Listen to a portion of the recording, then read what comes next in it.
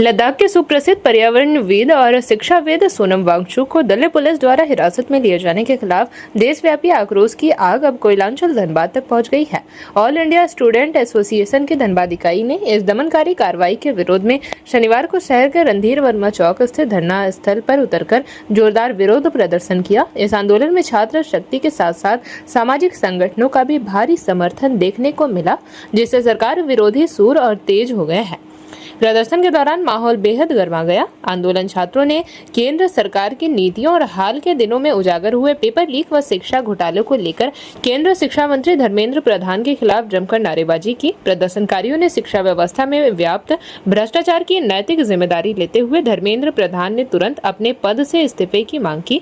छात्रों का साफ तौर पर कहना था कि एक तरफ देश के नौजवान और भविष्य के साथ सरेआम खिलवाड़ हो रहा है, वहीं दूसरी तरफ हक की आवाज उठाने वाले पर्यावरणविदों को जेल में डाला जा रहा है, जिसे कतई बर्दाश्त नहीं किया जाएगा। इस विरोध प्रदर्शन का एक मुख्य केंद्र दिल्ली के जंतर मंतर पर चल रहा आमरण अनशन भी देख रहा है।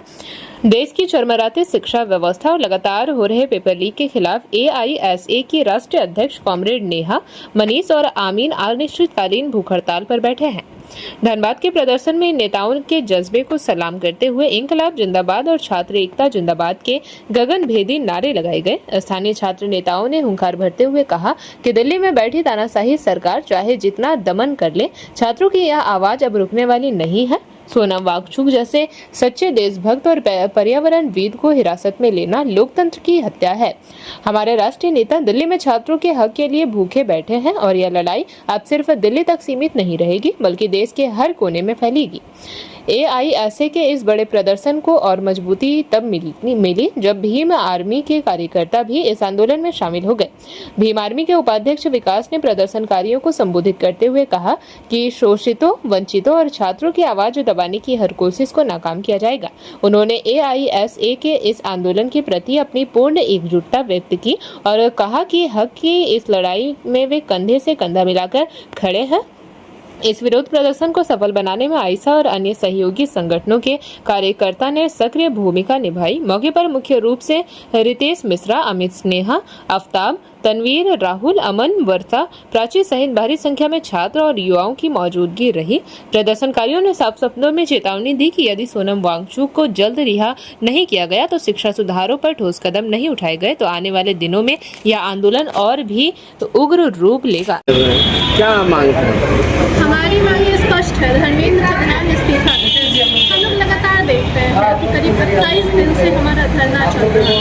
21 दिन से हमारे साथ भूख हड़ताल में बैठे हैं। सोनम वांगचुक जी भी हमारे साथ समर्थन में भूख हड़ताल में बैठे हैं। आज हम लोग ये देख रहे हैं कि सुबह के 6 बजे के लगभग पुलिस वाले, दिल्ली पुलिस आती है और सोनम वांगचुक को अरेस्ट करके वहाँ से डिटेन करके लेके जाते हैं।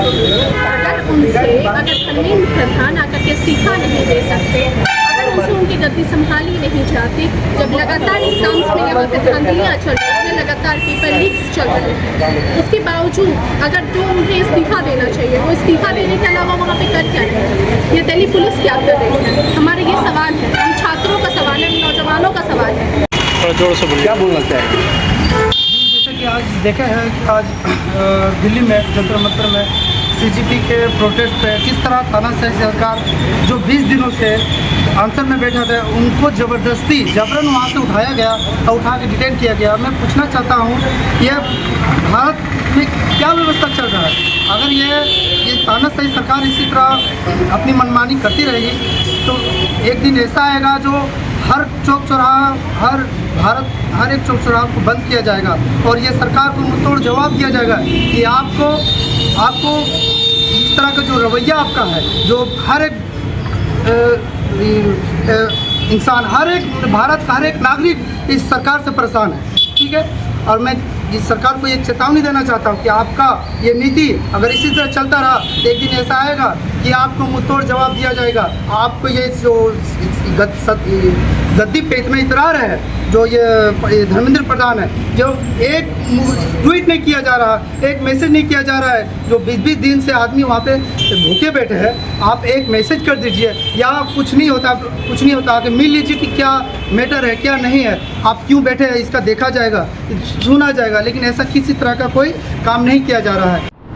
JP भारत लाइव भारत की बात जेपी के साथ वीडियो को लाइक करें, शेयर करें और चैनल को सब्सक्राइब करें।